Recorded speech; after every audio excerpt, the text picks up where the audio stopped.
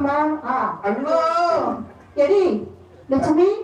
என்ன வா வா உள்ளவா அம்மா என்ன அவர் வந்தாரா வரலையா யாரடி கேக்குற வேதியர் வந்தாரா வேதியரை கேக்குறியா வந்தா பக்கத்துல அம்மா என்ன நீ பேச்சு சரியில்லையே எடி வந்தா பாரு வை எப்படி வந்தா தெரியுமா வந்தா வீசின கையும் வெறும் கையுமா வந்தாண்டி காசு இல்லாதவனுக்கு தாசு விட்ட இடம் இல்லைன்னு சொன்ன பாரு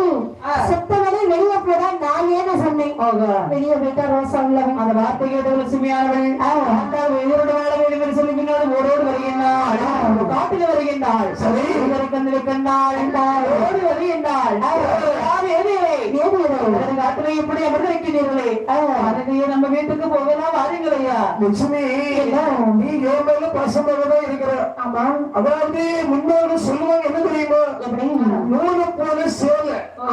தாயை போல பிள்ளைன்னு சொல்லுவாங்க சரி இன்றைக்கு உன் தாய்க்கு